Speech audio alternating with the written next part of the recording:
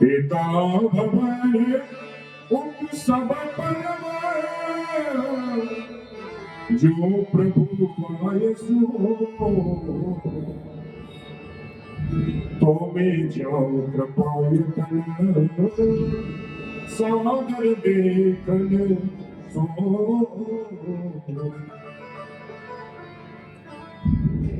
स्वामी, मेरे पिताजी के घर पे बड़ा सुंदर उत्सव यज्ञ है और आपकी आज्ञा हो तो हम लोग भी वहां देखने के लिए चले। बोले बाबा ने कहा, देवी जी वहां से कोई चिट्ठी पत्री इन्विटेशन कुछ आया है? तो मां कहती है हो सकता है डाक लेट हो गई हो। तब भोले बाबा ने आज बताया, ब्रह्म सवाम सन दुख माना, ब्रह्म सवाम सन दुख माना, कहते अजहु करे अपमाना, कहते अजहु करे अपमाना। आज बताए, एक बार हम ब्रह्म सभा में बैठे थे तो हमने उनका सम्मान किया था मनी मन, लेकिन हम खड़े नहीं हुए तो उन्होंने हमारा बहुत अपमान किया। तब से वो हमारा अपमान ही करते आ रहे हैं आज तक, इसलिए हमको नहीं बुलाया। चिट्ठी पत्री लेट नहीं हुई, बुलाया ही नहीं। भोले बाबा ने अनेक तरह से मां को समझाया, लेकिन उनका जो शरीर पूरा होना है, आगे की लीला भी होगी। बोले बाबा समझ गए कि अब ये सती नहीं रहेगी। कहीं देखा हर जतन बहु, रहे नहीं कंस कुमार, दिए मुख्य बन संग तब विदा की त्रिपुरा। बोले बाबा समझ गए कि अब जाएंगे तो उनके साथ फिर मुख्य मुख्य जो बड़े नंगे इत्यादि भेज दिए, अकेली ना गए। और इस प्रकार मां जब पहुंची तो मां से कुछ सती मैया से कुछ प्रेम से बोल नहीं पाए, बस एक मां। बाबा लिखते मानस में, सागर भले मिली एक माता, भगिनी मिली बहुत मुस्काता। एक मां ही आदर से मिली, बाकी बहनें मिली बहुत मुस्काता। मुस्काने का अर्थ क्या है? यह मुस्काने का अर्थ कुछ अलग है। क्या अलग है? अब जैसे अच्छा हुआ सती बहन तुम आ गई, लेकिन तुम्हें बुलाया तो नहीं था, ये भी कहती है। सती मैया ने वो भगवान का गुण सबका पिया, लेकिन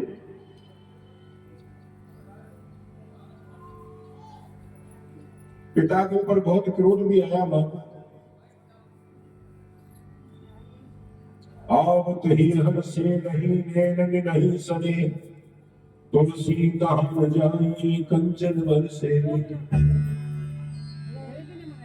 बोले बाबा ने समझाया, मैया को याद आ रहा है।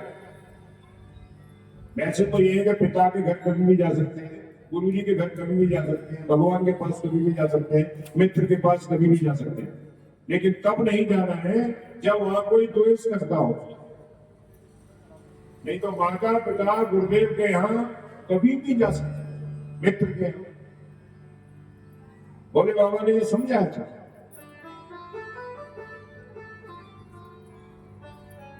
मां ने आज देखा कि यज्ञ में सभी छोटे छोटे देवी देवताओं का यज्ञ के दर्शन करने गए थे। पहले मैं यज्ञ नारायण के दर्शन करके आते हूँ। जब देखा वहां जाकर के तो सभी देवी देवताओं का भाग रखा हुआ हिस्सा, जिसको चढ़ाते ना, दोने जो बनाते हैं ऐसे, लेकिन भोले बाबा का कोई भाग नहीं होता। सती मैया को बड़ा क्रोध है, अपने पिता से कहो भला भला कहते हैं। फिर कहती है कि आपके द्वारा दिया हुआ शरीर, आपके शुक्र से मेरा शरीर बना है, आप मेरे भोले बाबा के विरुद्ध हो, बस तो ये है कि जो कोई बुराई करे उनकी उसको जीभ काट लेना चाहिए, नहीं तो आंख में कान में उंगली दे के वहां से चले जाना चाहिए। मैं इस शरीर को नहीं रखूंगी क्योंकि आपने त्रिलोकीनाथ भोले बाबा का अपराध किया। अब देखो यहां ध्यान देना, भवानी शंकरो बंदे श्रद्धा विश्वास रूपिणो। ऐसी कौन सी यज्ञ हो सकती है जिसमें न श्रद्धा है न विश्वास है? न तो भोले बाबा है न श्रद्धा सती मैया है। अब जहां श्रद्धा भी नहीं है विश्वास भी नहीं है, फिर श्वास वाह करते रहो तो क्या होता है?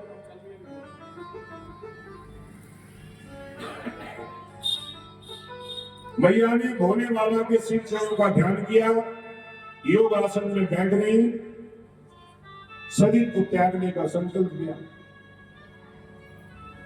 ये शरीर में अब नहीं रखूंगा। क्यों? क्योंकि आपके तेज से आपके शुक्र से ये मेरा शरीर बना है, ये शरीर भी मेरा दोषी है, नहीं तो लोग मुझे यही कहेंगे कि दक्ष की पुत्री है।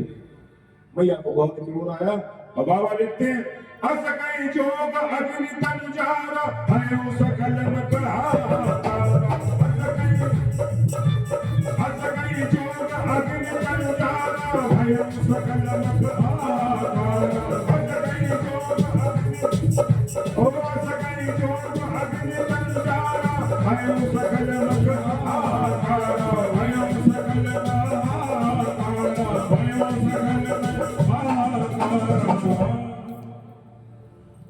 इस प्रकार सती मैया ने अपना शरीर त्याग दिया।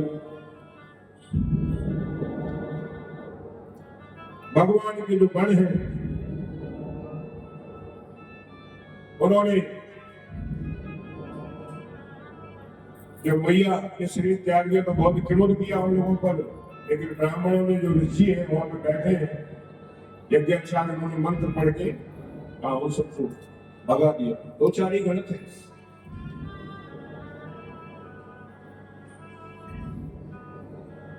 फिर जाकर के नारद जी द्वारा भोलेनाथ की सूचना मिली, भगवान ने जटा को शिरा पर पटक दिया, वीरभद्र उत्पन्न हो गए।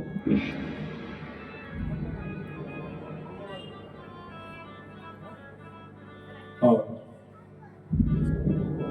प्रकट होते ही उन्होंने पूछा, कहिए क्या आदेश है महाराज?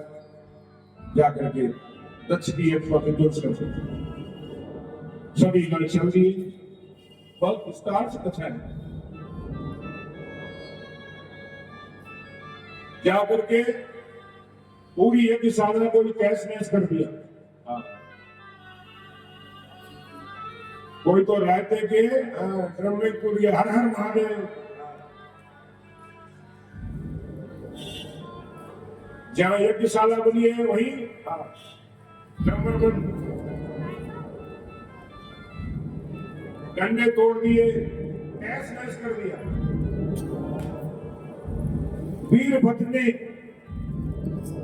वीरभद्र कर कोप पठाए, यज्ञ विध्वंस जाए। तिनकीना सकल शरण विधिवत फल देख। बाबा इतने लिखते हैं, सबको विधिवत फल दिया। प्रभु देवता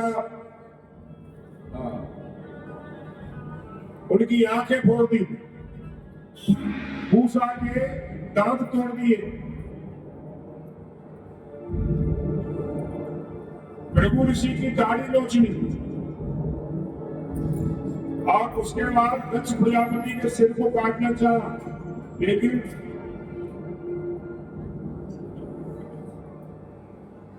अभिमंत्रित सिर है ना,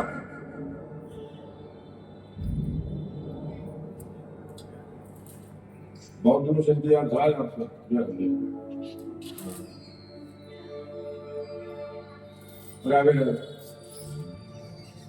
देखो अभिमंत्रित सिर, जब ब्राह्मण लोग यजमान का टीका करते हैं उस समय अभिमंत्रित करते हैं। ऐसा यज्ञ में नहीं है, बड़ी बड़ी मिलन होती। तो वीरभद्र समझ गए कि अस्त्र शस्त्र से सिर अलग नहीं होगा। फिर घुमा घुमा के यज्ञ में राधे राधे कर दिया पूरा से।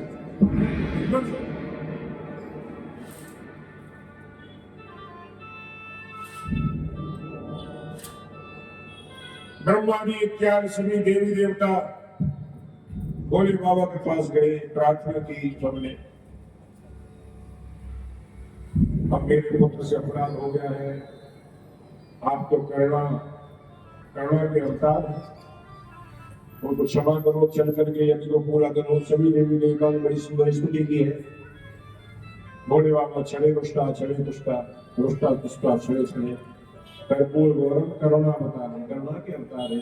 जाकर के गए वहां पर, और ब्रह्मा विष्णु महेश की सभी वहां पहुंचे, सभी देवी देवता पहुंचे, और जाकर के अब जजमान को लाओ, जजमान को शरीर मिले, फिर बकरे का सिर लगाया, आमंत्रित करके तब उन्होंने बड़ी सुंदर स्तुति की है। इसलिए आप देखना कभी भी सावन के महीने में ऐसे बम बम बोलते तो बकरे की आवाज निकलती है। भोले बाबा बड़े प्रसन्न होते हैं। मेरे ससुर जी मेरे ससुर जी मेरी प्रार्थना करते हैं, बम बम बम बोलते हैं।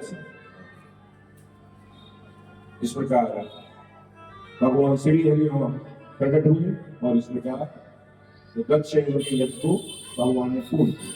बोलना है भगवान की जय।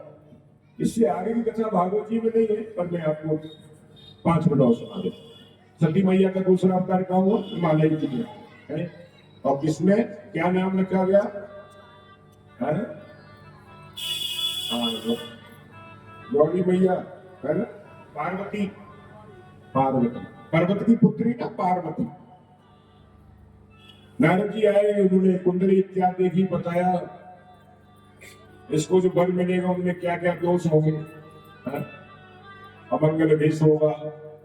तो ये जो मैंने आपको दोष बताए ये सभी भोले बाबा में है, और समर्थकों ने दोष घुसाए। भोले बाबा के पास अवगुण भी होते हुए भी कर्पूर गौरव गणना बता रहे हैं, उनको कोई दोष नहीं लगता। समर्थकों ने दोष घुसाए। इसको आप ऐसे समझ लो, जैसे आप गंगा जी जाओगे तो आप भी नहा रहे, कुत्ते भी नहा रहे, सुअर भी नहा रहे, लेकिन आप कुछ नहीं कहेंगे। वहां से एक बोतल जल ले आओ और उसमें चूहा गिर जाए, तो उससे पूजा होगी नहीं। समर्थकों ने दोष घुसाए। ये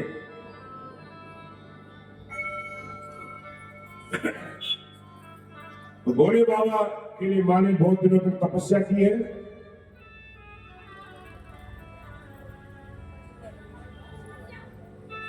फिर भोले बाबा का माँ पार्वती के साथ विवाह हुआ। रामचंद्र मानस में थोड़ा बड़ा है। छोटी सी लाडू पार्वती शंकर की पूजा करती है। छोटी सी लाडू पार्वती शंकर की पूजा करती है। शंकर की पूजा करती है, भोले की पूजा करती है। शंकर की पूजा करती है, भोले की पूजा करती है। छोटी सी लाडू पार्वती शंकर की पूजा करती है। छोटी सी लाडू पार्वती शंकर की पूजा करती है।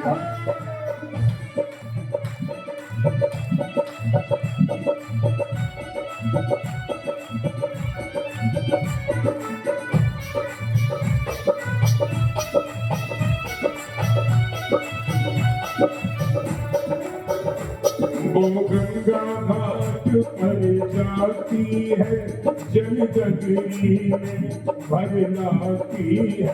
वो गंगा घाट पर जाती है, जल गगरी में भर लाती है। कोई कोई स्नान कराती है, शंकर की पूजा करती है। छोटी सी लाडू पार्वती शंकर की पूजा करती है।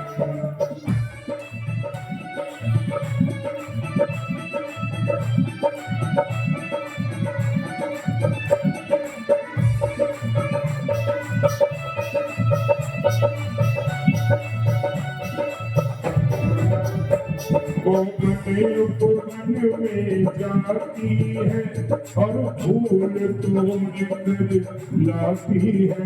वो बने उपवन में जाती है और फूल तोड़ के लाती है। भोले को हार चढ़ाती है, शंकर की पूजा करती है। पार्वती शंकर की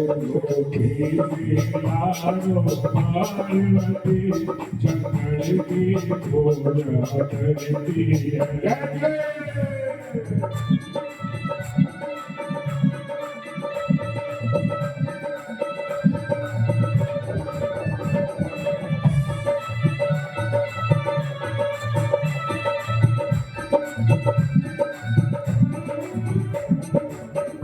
वो हाथ बाजार जाती है और लड्डू पेड़े लाती है।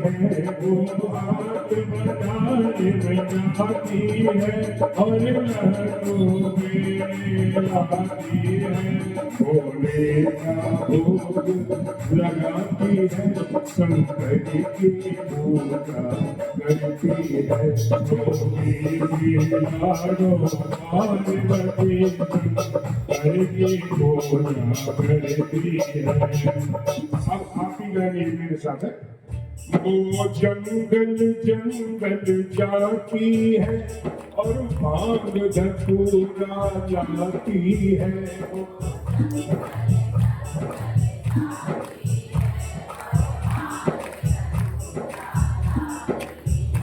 वो जंगल जंगल जाती है और भांग धतूरा लाती है।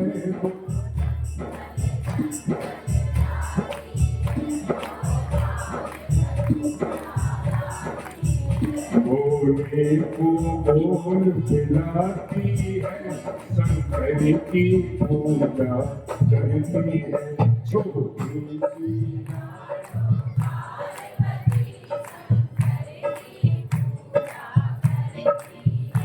वो पर्वत पर्वत जाती है, भोले का ध्यान लगाती है।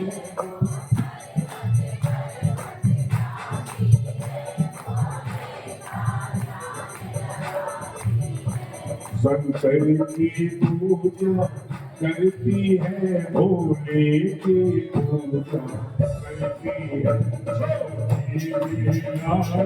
पार्वती शंकर की पूजा करती है।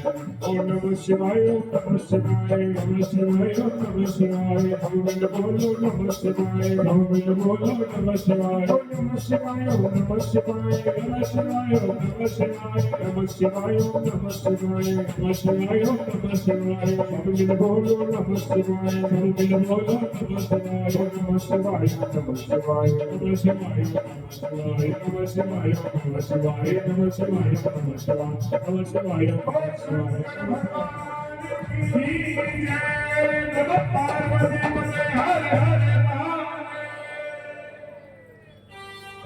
भगवान जब यज्ञशाला में प्रकट हुए तो सभी ने भगवान का वंदन किया।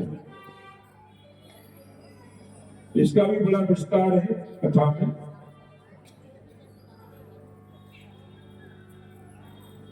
ऋतिज्ञों ने भगवान की स्तुति की है, सदस्यों ने कहा, रुद्र भगवान ने, भोले बाबा ने भी उनका भगवान का जो सुंदर स्तवन किया है, प्रभु जी ने भी अपने अपने विचार सभी ने कहे हैं।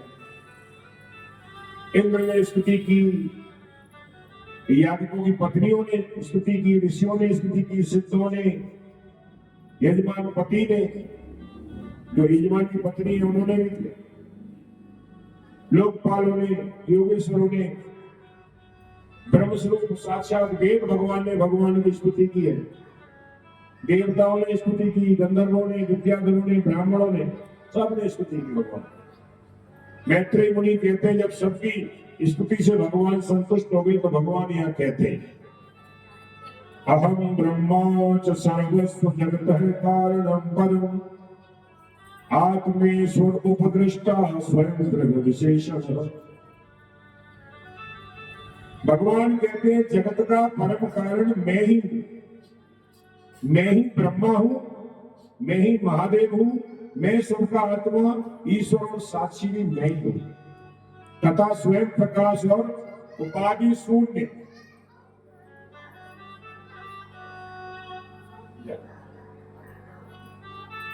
वे प्रबल अपनी त्रिगुणात्मक माया को स्वीकार करके मैं ही जगत की रचना, पालन और संहार करता हूं। सृष्टि की बातें भागवत में कई बार आती हैं, इसलिए सूक्ष्म में कहना पड़ता है। भगवान ने यह बताया कि ब्रह्मा में, मेरे में और शंकर जी में कोई भेद नहीं है। इसलिए कहते हैं ना, ये तीनों एक, कहते नहीं, बोले बाबू याद नहीं कहते।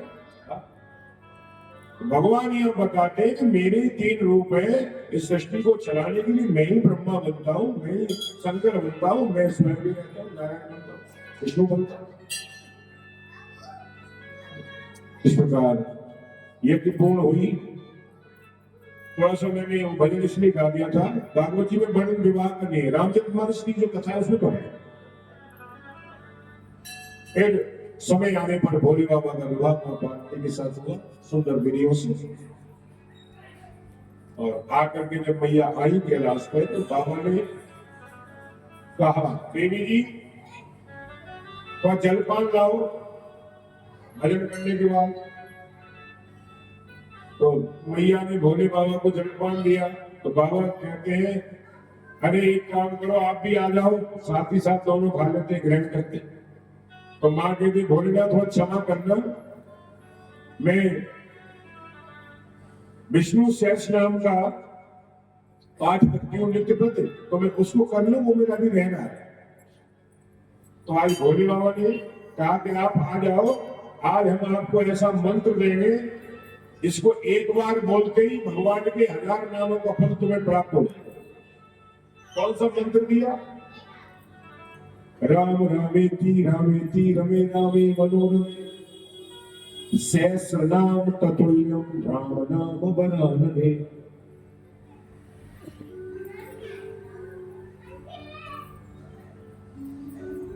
हे देवी, भगवान के राम वाले नाम में रमण कर जाओ।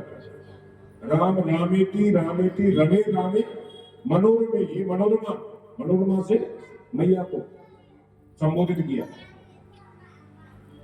सहस्र नाम का तुल्यम, एक बार नाम बराबर 1000 नाम।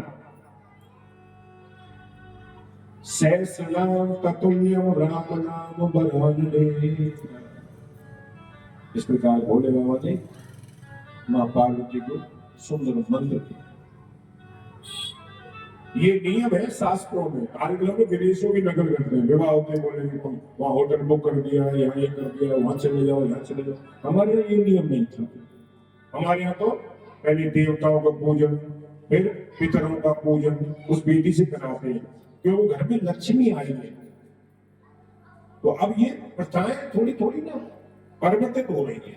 अरे भगवान का वनवास कब हुआ? युवा अवस्था में हुआ कि नहीं? और वन में जाकर भगवान ने क्या किया? अनेकानेक संत महात्मा, अमलात्मा, विमलात्मा, ऋषियों के दर्शन किए, सत्संग किया।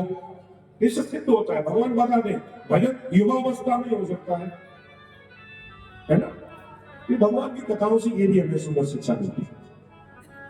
आगे बड़ी सुंदर कथा है, इसको बोलते हैं धर्म चरित्र।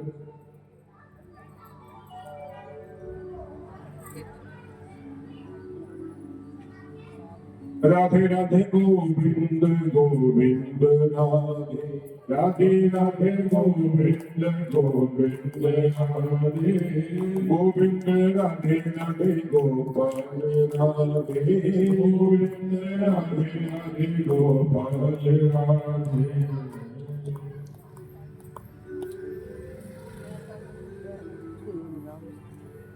आगे मैत्री जी बड़ी सुंदर कथा सुनाते हैं विदुर जी को।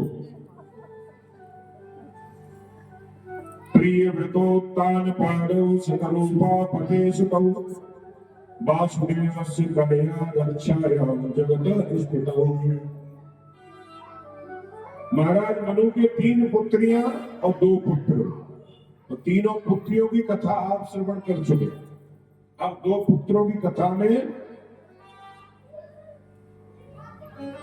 देव पुत्रियां, उनके नाम फिर याद कर लो, आकृति, देवहूति और प्रसूति, 3 बेटियां।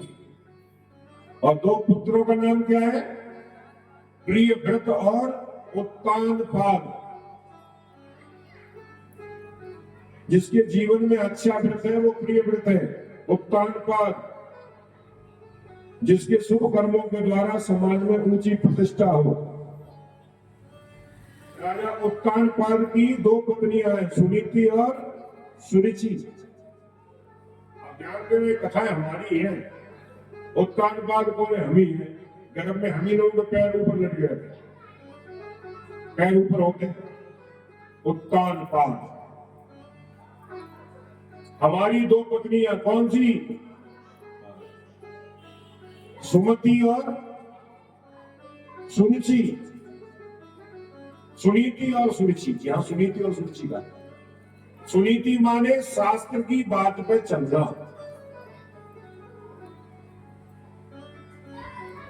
और सुरुचि माने अपनी बात को मानना। सुनीति माने अच्छी नीति, और सुरुचि माने स्वयं की रुचि, है ना। तो एक शास्त्र की बात, एक मनमानी बात, इसी को बोलते हैं नेगेटिव एनर्जी और पॉजिटिव एनर्जी। मानस में बाबा ने इसका नाम थोड़ा अलग कर दिया। सुमति कुमति सबके ओर रहिए, सुमति कुमति सबके ओर रहिए, सुमति कुमति सबके ओर रहिए, सुमति कुमति सबके ओर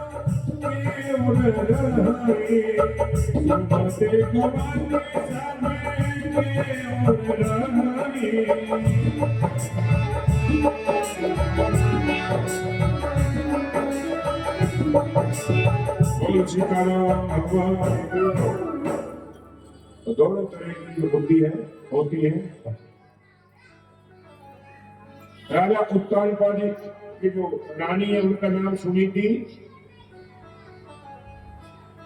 सुदूर देश में एक बार गए, सुरुचि से भी विवाह कर लिया, तो 2 पत्नी। न ग्रहण ग्रहण मिथ्यायु ग्रहणी ग्रहण मुच्यते। वास्तव में ईंट पत्थर के मकान को घर नहीं कहते, आपको समझना पड़ेगा। जिस घर में गृहिणी हो वही घर है। शास्त्रों में घर उसे ही कहा गया है जहां पर गृह लक्ष्मी हो।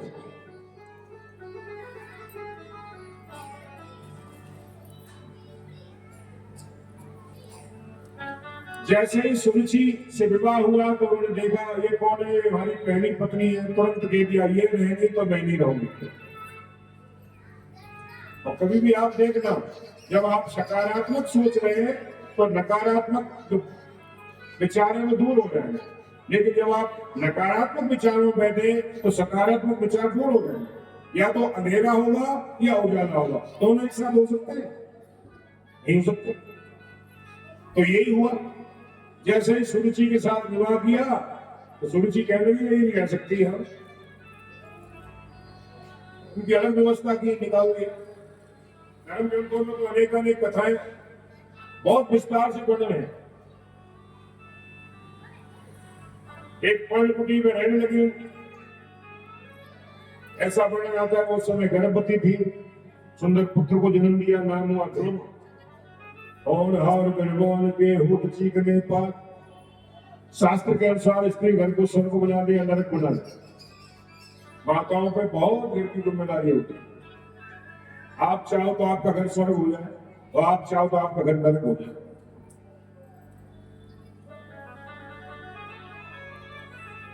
बालक की मां ही सबसे पहली बड़ी गुरु है।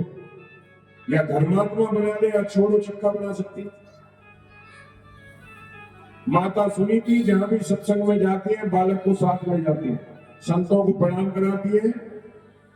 और जब ध्रुव की उम्र 4 वर्ष के आसपास हो गई तब संत ने सुनीति से कहा, बेटी आप बहुत सेवा करती हैं। मैया कहती है इसको मेरे बालक को वरदान देना प्रभु। क्या वरदान मांगा पता है? सुनीति मैया ने महात्माओं से वरदान मांगा कि मेरी सौत के पुत्र हो गए, ये वरदान।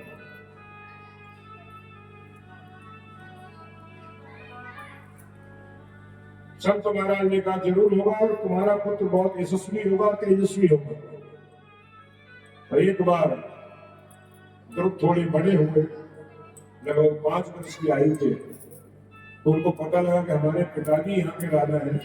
खेलते खेलते राजमहल में गए और पिताजी गोद में,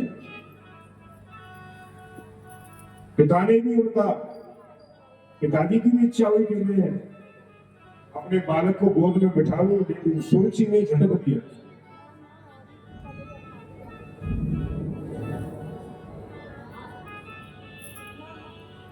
और क्या कहती है, इस राजगद्दी पे बैठना है तो पहले जाकर के भजन करो, और फिर शरीर पूरा हो जाए तो भगवान से मांगो कि मेरा जो जन्म है वो सुरुचि, मेरे गर्भ से तुम्हारा जन्म होगा, तब तुम इस गद्दी के अधिकारी हो।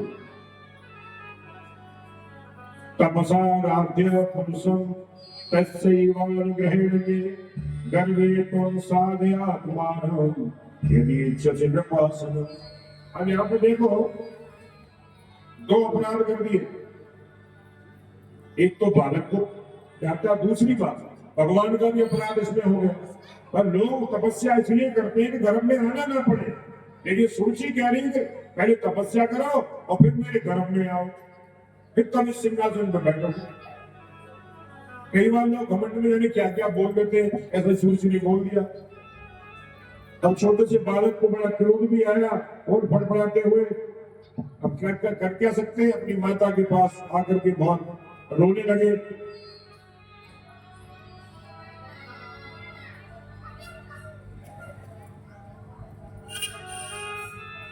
अपनी माता को सारा वृत्तांत बताया।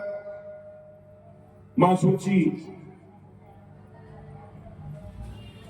मां ने आपका भी अपमान किया। अब ये कहती है सौतेली मां ने, भैया मेरा भी अपमान किया, आपका भी अपमान किया।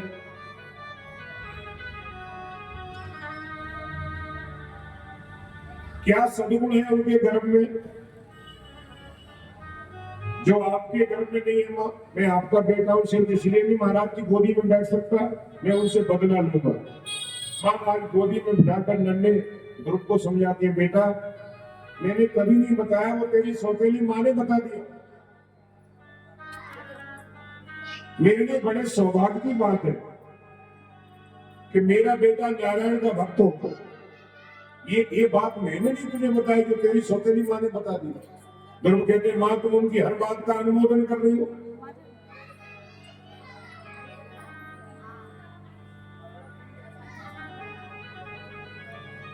पुत्रवती युवती जग सोई, पुत्रवती युवती जग सोई, पुत्रवती युवती जग सोई, पुत्रवती युवती जग सोई, रघुपति भगत जासु सुत होई, रघुपति भगत जासु सुत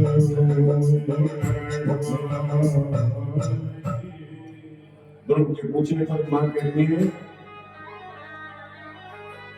अब तो ध्रुव जी क्षत्रिय बालक है ना, अब आ गया उनके बुद्धि में भगवान बैठ गए आकर के, तो एक ही बात कहते, मां मुझे बताओ भगवान कहाँ मिलेंगे, मैं भगवान का ही भजन करूंगा। अब मां से पूछा तो मां कहती, बेटा भगवान तो सब जगह है, हर व्यापक सर्वत्र समान, लेकिन प्रेम से प्रकट होने लगा, प्रेम से प्रकट होते भगवान सब जगह। अब तो ध्रुव जी चलती है मां के चरणों में शीश नवा करके, मां मुझे आशीर्वाद दो, अब मैं भगवान को ही प्राप्त करके लौटूं। रास्ते में नारद जी मिले, देखा क्षत्रिय बालक के चेहरे पर तेज पूर्ण श्रद्धा दृढ़ इच्छा शक्ति देखकर पहले बहुत परीक्षा ली। गुरु जी भी ठोक बजा के देखते ना,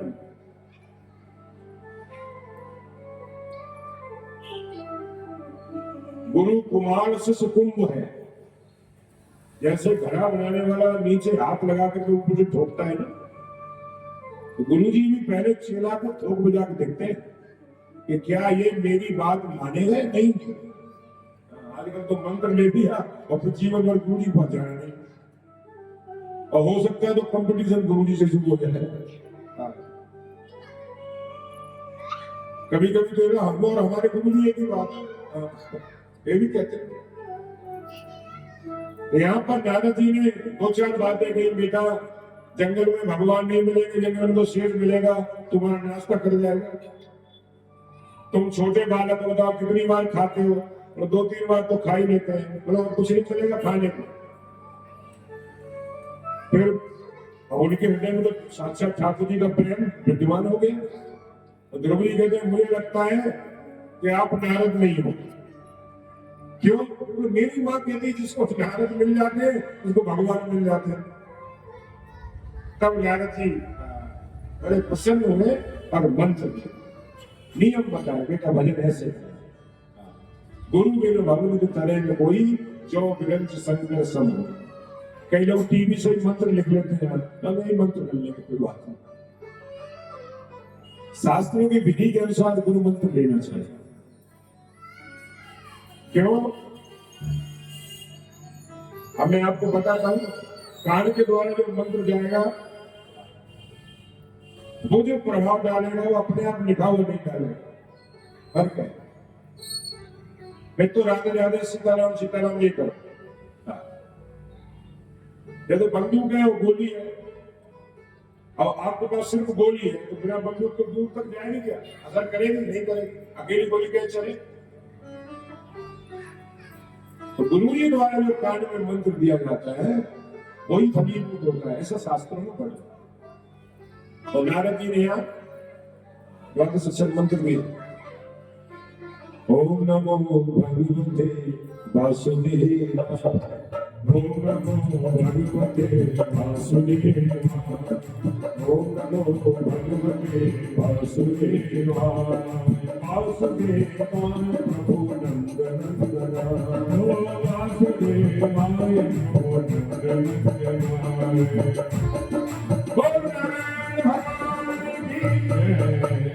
आज गुरु जी ने आदेश दे दिया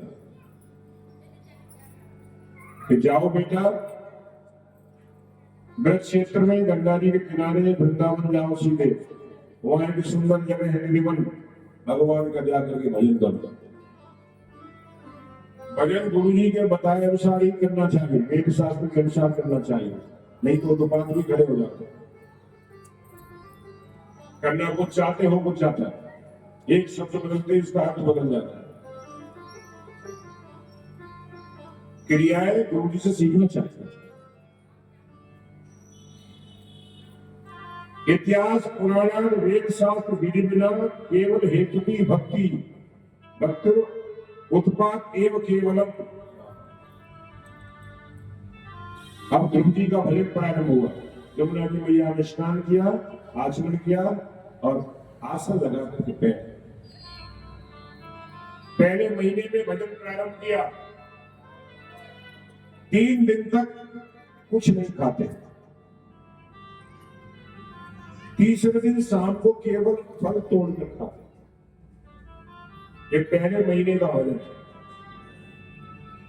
और भजन क्या चल रहा है? ओम नमो भगवते वासुदेवाय, ओम नमो भगवते वासुदेवाय, नमो भगवते वासुदेवाय, वासुदेवाय नंदनाय, वासुदेवाय नंदनाय, ओम नमो भगवते वासुदेवाय, ओम नमो भगवते वासुदेवाय।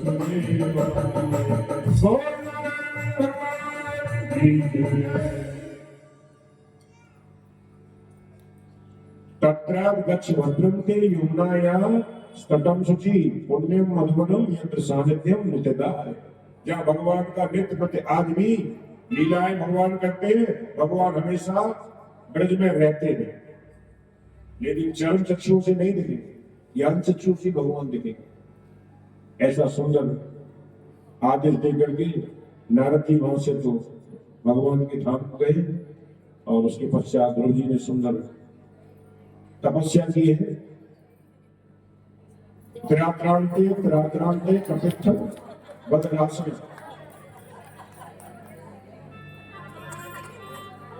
जय हो महाराज की जय हो। बोलो हनुमान जी महाराज की जय। अब दूसरा महीना लगा, 6 दिन तक कुछ नहीं खाते। 6वें दिन शाम को केवल पत्ते खाते हैं सूखे। धीरे धीरे भजन करना चाहिए। यदि एक दिन जोश आ गया, अब तो पतला होकर रहूंगा, भोजन पानी सब छोड़ दिया, और दूसरे दिन कहा बोले एडमिट है, क्यों? बीपी लो हो गया। धीरे धीरे मैंने भजन सुनाया था, चलो बंदगी और भजन धीरे धीरे, फिर मिलेगी प्रभु की शरण धीरे धीरे। त्रात्रांते प्राप्ते कपित्थ बदलासनम् आत्मृत्यानुसारेण मासम नित्य अर्चनीय हरे। नित्य भगवान का अर्चन बंधन है और भोजन को धीरे धीरे कम करते जा रहे हैं। अखंड भजन चल रहा है। ओम नमो भगवते वासुदेवाय, ओम नमो भगवते वासुदेवाय, वासुदेवाय प्रभु नंदनंदना, वासुदेवाय प्रभु नंदनंदना। धीरे धीरे भजन करते करते तीसरा महीना प्रारंभ हुआ। धीरे धीरे बजाते रहो। अब 9 दिन तक कुछ नहीं खाते और 9वें दिन केवल जल लेते हैं।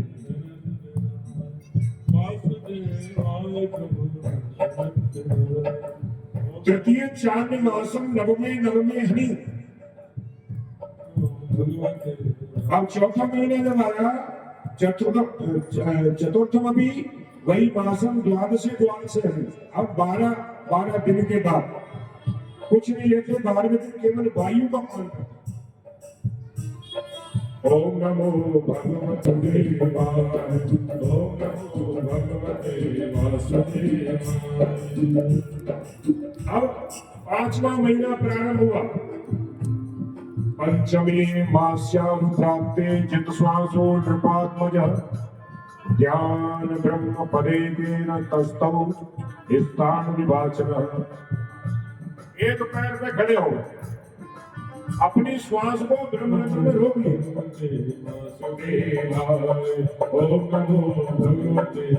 प्राण अवरुद्ध हो गए, एकदम सन्नाटा छा गया। और जब इतना हुआ तब नारायण भगवान का ध्रुव जी के हृदय में प्राकट्य हो गया। नारायण भगवान की।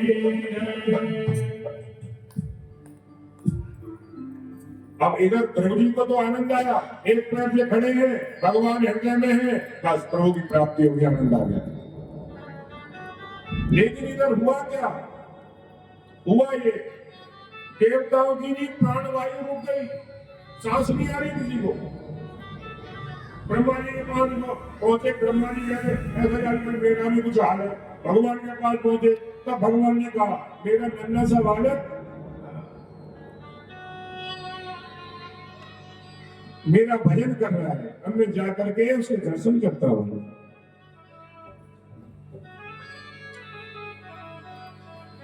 नेवं विदामो भगवान प्राणरोधम चराचरस्य अखिल सत्त्वधाम्नः विदेहि तन्नो ब्रजनाद विमोक्षं प्राप्ता वयं त्वां शरणं शरण्यं। देवताओं ने कहा, प्रभु हम आपकी शरण में हैं, हमको सांस नहीं आ रही, प्राणवायु अवरुद्ध हो गई। तब भगवान ने बड़ी सुंदर बात कही, मेरा नन्हा सा बालक भजन करना है। अब भगवान वहां पहुंच जाते हैं। श्रीमन्नारायण नारायण नारायण, श्रीमन्नारायण नारायण नारायण, श्रीमन्नारायण नारायण, श्रीमन्नारायण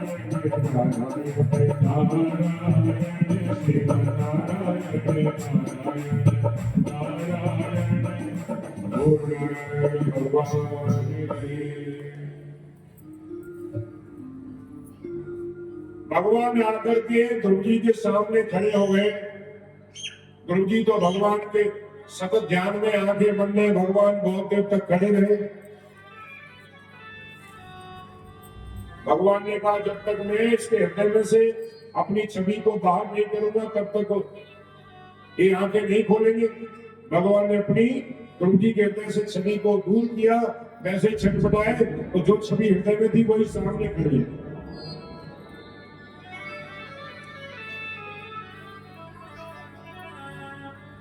अब समस्या है नन्हे बालक के मंत्र तो जानते नहीं है, भगवान की स्तुति करने का मन तो हुआ लेकिन कैसे करें। अब समस्या ये है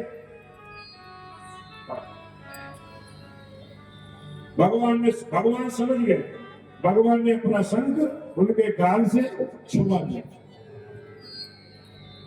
मूकम करोति वाचारं पंगुं लंघयते यत् कृपातहं वन्दे परमानन्दमाधवम्। देखो भगवान तो गूंगे को भी बुला दे, बहरे को भी सुना दे, भगवान सब कुछ कर सकते हैं। सतम विवत्सं तमतविदं हरिं हरिर्ज्ञात्वा सर्वस्य च हृदये स्थितः पिताञ्जलिं ब्रह्मणेन ब्रह्मणा परिस्पर्शवानं कृपया कपोले। भगवान का जो संग है कपोल से भगवान ने छुपा दिया और सभी वेद वेदांत उनको बड़ा सुंदर। अब जो ध्रुव जी है भगवान की बड़ी सुंदर स्तुति करते हैं।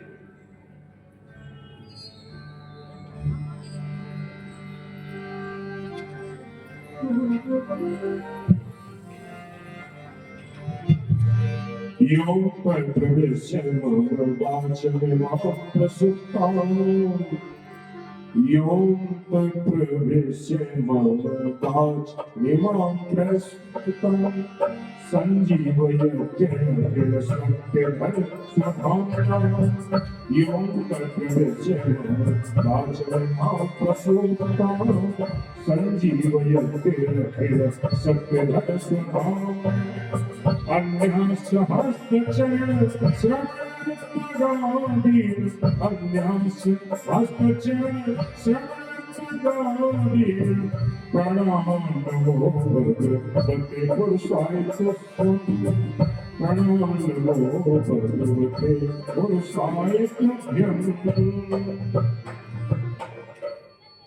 बड़ी सुंदर स्तुति है। योऽन्त प्रविश्य मम वाच इमां प्रसुप्ताम्। मेरी सोई हुई वाणी को प्रभु आपने जगा दिया।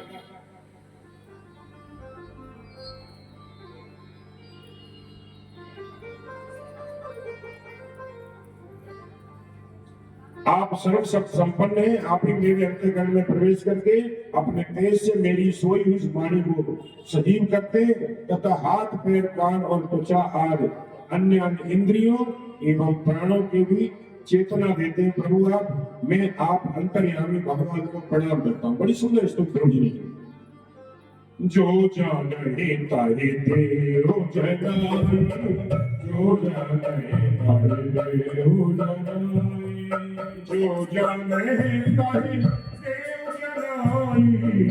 जनाई, जानत तुम्हारी तुम्हें है जाई, जानत तुम्हारी तुम्हें है जाई, जानत तुम्हारी तुम्हें इसको भगवान जानना चाहते हैं, भगवान को जान जाता है और भगवान को जानने के बाद फिर मैं और तोड़ते माया, मैं और मेरा कुछ नहीं बचता। लाली मेरे लाल की जित देखूं तित लाल, लाली देखन में गई और मैं भी हो गई लाल। ध्रुव जी कहते हैं आज मैं धन्य हो गया प्रभु, आपसे एक वरदान मांगता हूँ। प्रभु ने कहा मांगो। भगवान ध्रुव जी कहते हैं मेरी आपके संतों के चरणों में प्रीति हो जाए। भगवान ने कहा मांगने तो राज रद्दी आया था, अब मुझे देख लिया तो मेरे संतों के चरणों में प्रेम हो जाए। तो भगवान ने बड़ी सुंदर बात कही।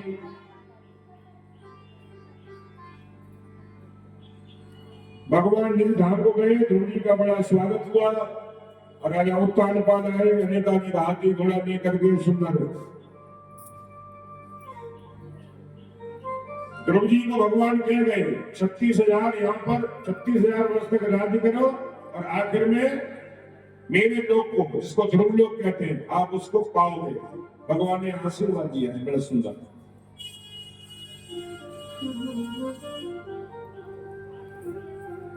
भगवान नील धाम को गए, ध्रुव जी का बड़ा स्वागत हुआ, थोड़े बड़े हुए। राजा उत्तानपाद ने ध्रुव जी को राजगद्दी दे करके स्वयं तपस्या के लिए चले गए।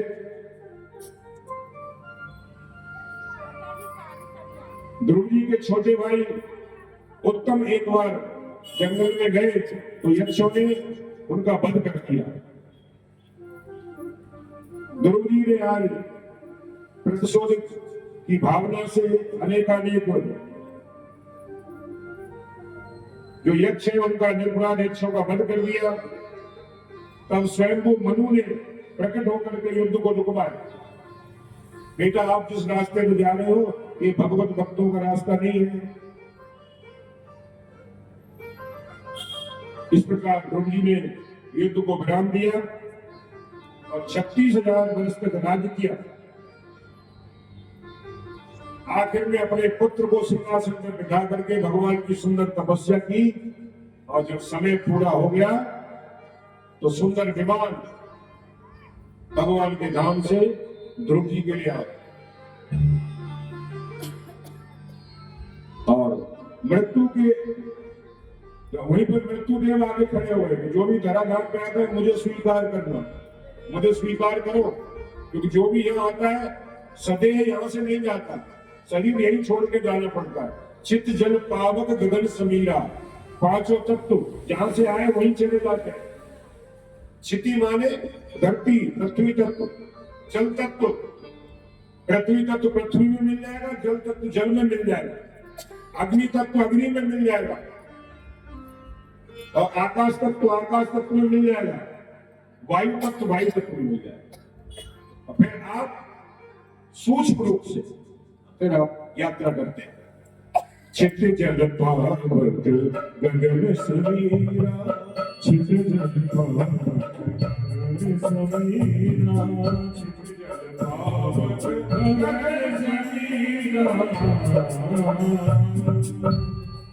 मृत्युदेव आए तो भगवान के पास उन्होंने कह दिया इनको कहो शीश लगाओ और इनके सिर पे चरण रखी आ जाओ। तो बाबा ने यहाँ बड़ा सुंदर वर्णन है, मृत्युर्मूर्छिनम पदम दत्वा आरूह आद्भुतम निग्रह। मृत्युदेव के सिर पे चरण रखे ध्रुव जी विमान में आरूढ़ हो गए और जैसे ही थोड़ा चले और थोड़ा चिंता करने लगे, अरे जल्दी जल्दी में लग रहा है मेरी मां रह गई। जिस मां ने मुझे ऐसा सुंदर संस्कार दिया कि मैंने ठाकुर जी का परम पद प्राप्त किया, वो मेरी मां कैसे रह गई, ऐसे लगता है। तो भगवान के पार्षद कहते हैं जिसने आप जैसे बेटे को जन्म दिया वो मां ऐसे नहीं रह सकती। वो देखो आगे आगे तुम्हारी मां का विमान जा रहा है। तब ध्रुव जी प्रसन्न हुए और आज भी ध्रुव लोक में ध्रुव जी नित्य निवास करते हैं और पूरे सप्तऋषि सब मंडल उनकी परिक्रमा करता है। जय जय हरि बोल, हरि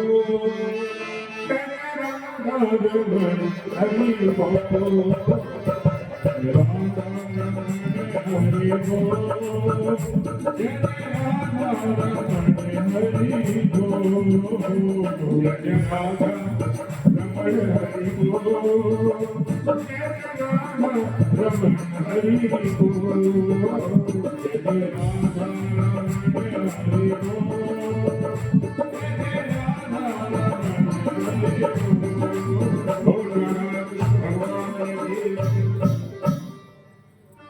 अरे बोर पूरी हो रहे आनंद आनंद का बोर हो रहे।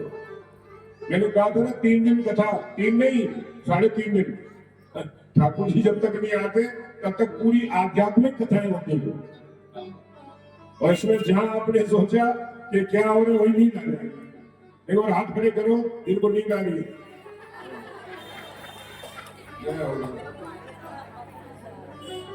राधे राधे। गरुड़ चरित्र बहुत सुंदर है और बालकों को सुनाना चाहिए। ये टीवी वाले चरित्र मत सुनाया करना। टीवी में तो ऐसे ऐसे चरित्र आते क्या होगा। सासू मैया ने बेटे का विवाह नहीं हुआ है और टीवी में देखे बहू ऐसी होती है, अच्छा आज तो मैं देख लूं, पहले से ही योजना पड़। अगर बेटियां टीवी देखती है तो मेरी सास तो ऐसी होती मैं देखूंगी अपनी सास को जाकर, विवाह को पहले देखूंगी। ये जो कल्चर है ना टीवी का फिल्म का इतना हावी हो गया है कि हमारा जो वास्तविक प्रेम है वो धीरे धीरे कम हो रहा है। वो तो पैसे कमाने के लिए नाटक है एक तरह से, वो हकीकत जिंदगी थोड़ी है।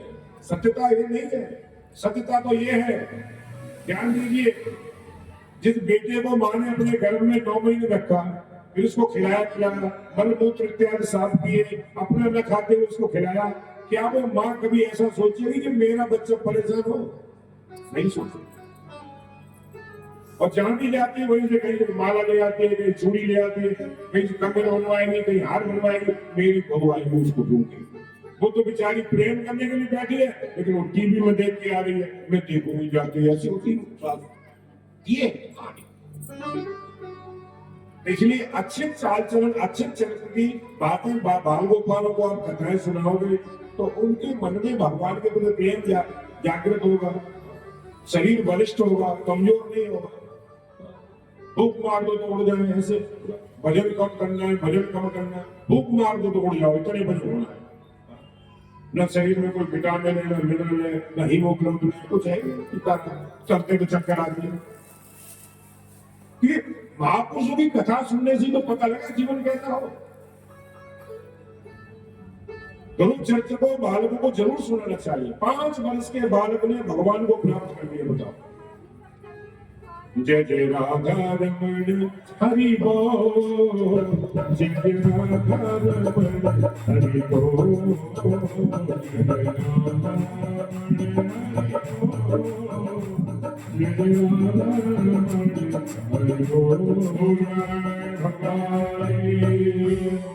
जय जय श्री राधे, जय जय श्री राधे।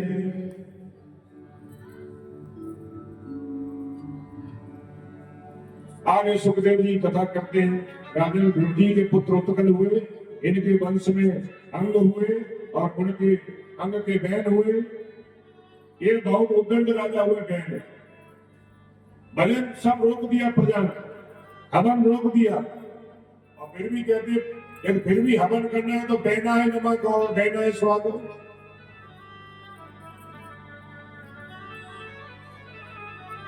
मेरी पूजा करो। जब संतों ने मना किया तो नहीं माने। संतों की बात को भी नहीं माना। वैसे संतों को राजनीति से कुछ लेना देना नहीं होता है, लेकिन जब राष्ट्र पे कष्ट आता है तो संतों को आगे आना पड़ता है, आना भी चाहिए।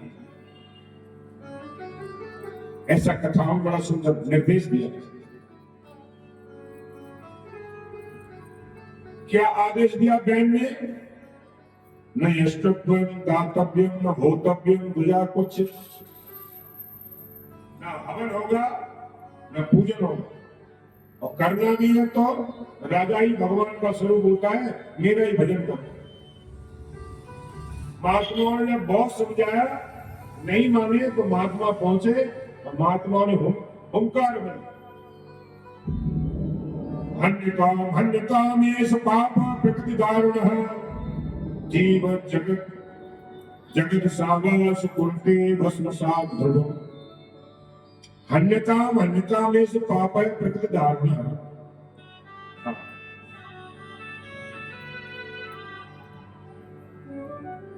और उनकी संतों की हुंकार से इनकी मृत्यु हो गई। अब मृत्यु हो गई तो कुछ दिनों में देखा महात्माओं ने कि अब तो राजगद्दी में कोई है नहीं, चोर उचक्के ठग बहुत बढ़ गए। कम से कम बहन थे तो कम से कम चोर उचक्के तो इतने नहीं होते। अब महात्माओं को बड़ी समस्या लगी तो उन्होंने क्या किया,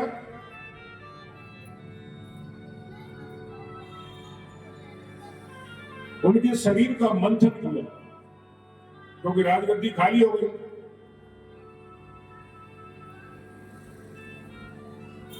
तो मंथन से पृथु भगवान का प्राकट्य हुआ और पृथु की पंच जो पत्नी है अर्ची वो भी साक्षात लक्ष्मी। और सबसे पहले मंथन किया तो काले कलूटा का एक बालक उत्पन्न हुआ। उसने बोला मैं क्या करूं, तो ऋषि कहते ऋषि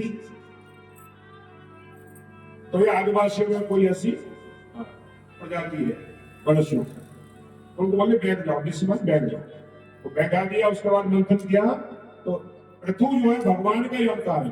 बोले पृथु महाराज की जय। जो उनकी धर्मपत्नी अर्ची देवी इस साक्षात लक्ष्मी का ही अवतार है। बहन के अत्याचारों से अकाल पड़ जाए तो पृथ्वी मैया के जब ये पाप हो गए तो धरती मैया बड़ी परेशानी में हो जाती है। अकाल पड़ने लगा, खेती उपजाऊ नहीं रही, बारिश समय से नहीं हो रही है, कई समस्या होने लगी। तो राजा पृथु ने एक बार पृथ्वी पर कोप किया, मैं आपको मार डालूंगा। भगवान का अवतार है तो पृथ्वी मैया गाय बन के उनके सामने उपस्थित हो गई, पूरी कहानी बताई। प्रभु आपके पिताजी के कारण ये सब हुआ है, उन्होंने धरती में बहुत पाप किए और मैं पापों से त्राय त्राय करने लगी। फिर मैया ने बताया कि आपको जो भी चाहिए, हीरे जवाहरात अनाज जो भी औषधि, वो सब मेरे अंदर से आप दोहन कर लीजिए।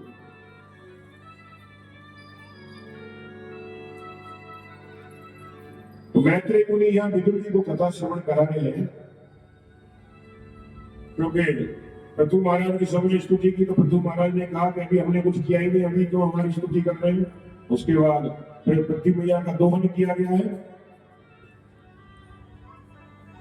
क्योंकि पृथ्वी मैया सभी अभीष्ट वस्तुओं को देने वाली है। और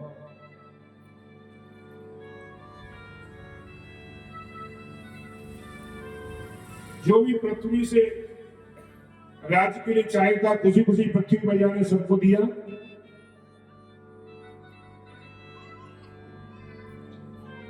संपूर्ण राज्य में खुशी आ गई।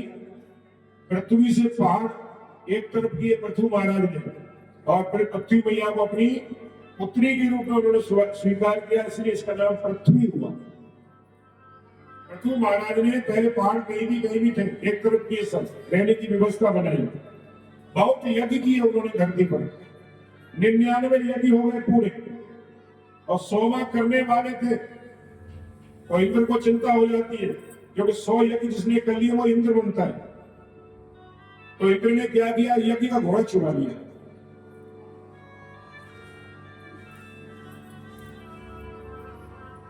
पृथु ने कहा मुझे इंद्र नहीं बनना, मेरे 99 यज्ञ रहने दो।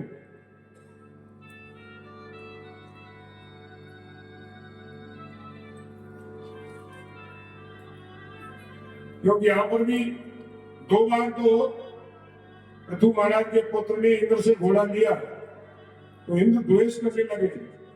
बहुत विस्तार से कथा में आपको सूक्ष्म थोड़ा सुना, समझ आ जाएगा। फिर यज्ञ में पृथु महाराज को क्रोध आया, इंद्र को मारने के लिए दौड़े। तो जो ब्राह्मण यज्ञ करा रहे थे उन्होंने कहा महाराज क्रोध करने की जरूरत नहीं है। जब सभी देवी देवता आ गए तो इंद्र आई स्वाहा कर देंगे, और जैसे ही मंत्र बोलने लगे ब्रह्मा जी आ गए, उन्होंने रोक दिया, ऐसे मत करो, मेरी व्यवस्था है, बिगड़ जाएगी सब। भगवान नारायण स्वयं प्रकट हो गए। बहुत विस्तार से कथा है। उसके बाद भगवान नारायण प्रकट हुए, बोले वर मांगो, मैं तुम्हारे जो यज्ञ है उनसे बड़ा प्रसन्न हूं, तुम्हारे विचारों से बड़ा प्रसन्न हूं। पृथु महाराज कहते हैं प्रभु मुझे स्वर्ग नहीं चाहिए, वैभव नहीं चाहिए, मोक्ष भी नहीं चाहिए, मेरे कानों में 10,000 कानों की जो सुनने की क्षमता है वो आ जाए। क्यों? ये 2 कान कथा सुनने के लिए कम पड़ते हैं।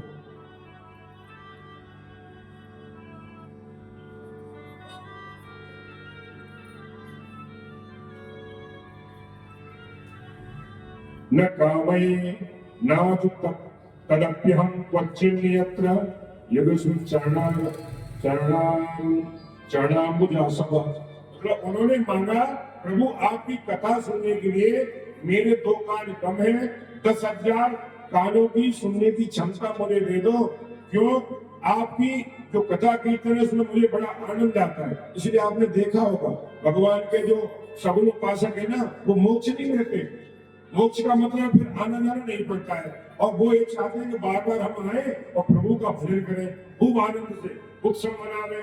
सब धरती पे देवता भी धरती पे आने के लिए तरसते हैं। इसलिए बाबा ने आखिर में लिखा था, बड़े भाग मानुष तन पावा। और तू महाराज यही कह रहे, प्रभु मुझे मोक्ष भी नहीं चाहिए, मैं तो ये चाहता हूँ कि आपकी कथा सुनता रहूं। 2 कान कम पड़ते हैं, 10,000 कान हो गए, तो जहां भी कथा हुई वहीं से सुन लूंगा। राजा राम राम राम सीता राम राम राम राजा राम राम ओ राजा राम राम सीता राम राम सीता राम राम सीता राम राम। जय जय श्री राधे, जय जय श्री राधे, जय जय श्री राधे।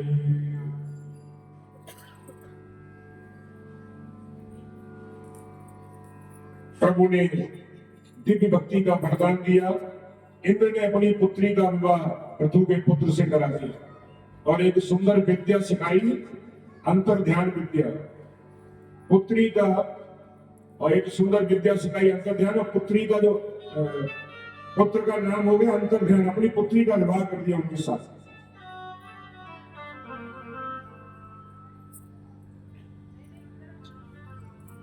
यज्ञ में सनक सनंदन सनातन सनंद कुमारों का प्रादुर्भाव हुआ। पृथु के पुत्र हुए अंतर ध्यान के बेटा अगरधान, उनके पुत्र हुए प्राचीन बरही। तो यहाँ पे देखो गुरु और शिष्य में कितना प्रेम हो, ये वर्णन बड़ा सुंदर। सनंत कुमारों ने, जब सनंत कुमार आए तो पृथु महाराज कहते हैं, प्रभु राज धर्म कोष जो भी पुत्र पुत्री सब है ये आपका है, आपको ही मैं निवेदित करता हूं। अब सनंत कुमारों ने सोचा शिष्य दक्षिणा दे रहा है तो देना तो चाहिए, लेकिन फिर वो क्या कहते हैं, ठीक है हमें ये सब स्वीकार है लेकिन इसकी देखभाल आप ही करो। अब यहां से क्या शिक्षा मिली? गुरु और शिष्य का ऐसा प्रेम हो कि शिष्य कहे गुरु जी सब कुछ आपका है, और गुरु जी कहे ठीक है हमें स्वीकार है लेकिन तुम ही रखो अपने पास। मतलब कहने का भाव ये है कि इसमें आपस में क्या होना चाहिए, कोई लोभ नहीं होना चाहिए, कोई लालच नहीं होना चाहिए। ये बड़ा सुंदर बात है।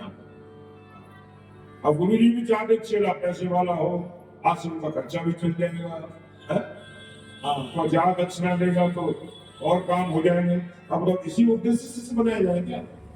और शिष्य भी सोचता है गुरु जी मेरे बहुत पैसे वाले हो, 20-25 गाड़ी आगे चलती हो, 20-25 पीछे, ऐसे गुरु जी से नहीं चलूंगा, चाहे कभी जीवन में भेंट भी ना हो। ये थोड़ा यार सुंदर वर्णन, इसका बाद में हम लोग करेंगे, बड़ा आनंद आएगा आपको, बहुत विस्तार है। जय जय राधा रमण हरि बोल, जय जय राधा रमण हरि बोल, जय राधा रमण हरि बोल, जय जय राधा रमण हरि बोल।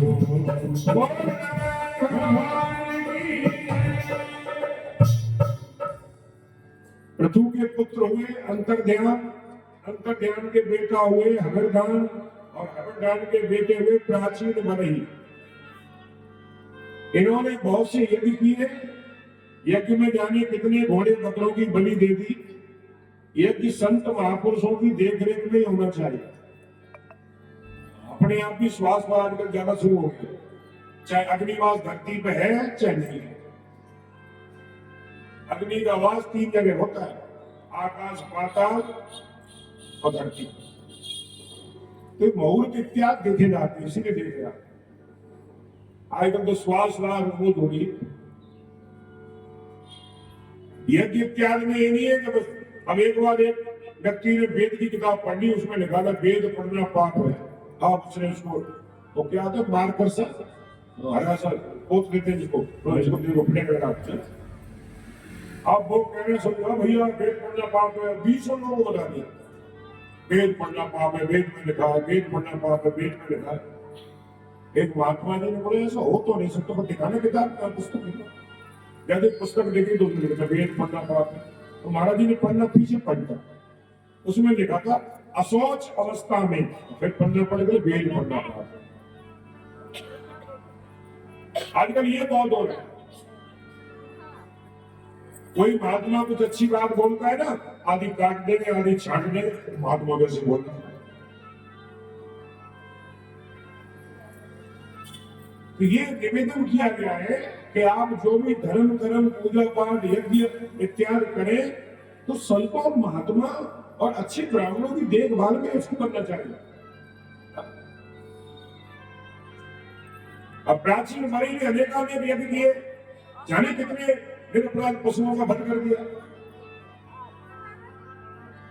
पहले ऐसा नियम था, तो महात्मा ने कहा एक काम करो, जब यज्ञ होगी तब एक पशु की बलि दे देना, क्योंकि रोज निरपराध पशुओं की रोज हत्या हो रही थी। उस समय महात्माओं ने ऐसी व्यवस्था बनाई। इसको और ढंग से समझे तो एक काम अब और उदाहरण से बताता हूं। एक व्यक्ति था, वो धूम्रपान ज्यादा करते थे, तो गुरुजी ने कहा एक काम करो, तुम संडे संडे धूम्रपान कर लिया करो, बाकी दिन नहीं। अब छेना भी कम नहीं, 6 दिन रुके रहे, 7 दिन बोलते आओ आओ, गुरुजी ने कहा है आज धूम्रपान का बड़ा महत्व है। अब गुरुजी ने तो इसलिए कहा था कि जो रोज करते हैं धीरे धीरे छूट जाएंगे। तो इसलिए वेदों में, पुराणों में, शास्त्रों में किसी बात को कहा गया है तो बड़े सोच समझ के महापुरुषों ने कहा है। ये बात हमें थोड़ी समझनी पड़ेगी, सीधी भाषा समझ में आती नहीं। गुरुजी के चरणों में बैठे धीरे धीरे बहुत समय में तब समझ में आती। तो यहाँ नारद जी आए और प्राचीन मरी को बोलते हैं, मैंने पापी बहुत देखे राजा ने तुम्हारे जैसा मिलेगा। अब प्राचीन मरी के लिए महाराज मैंने तो इतनी यज्ञ करी है, तो उन्होंने अपनी भगवान की माया से दिखा दिया।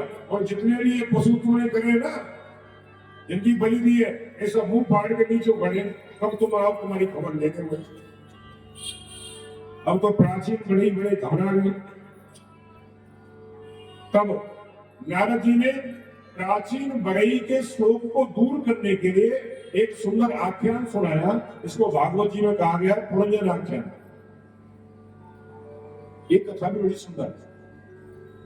जीव और सखा दो परस्पर, जीव और ईश्वर दोनों परस्पर मित्र हैं, सखा।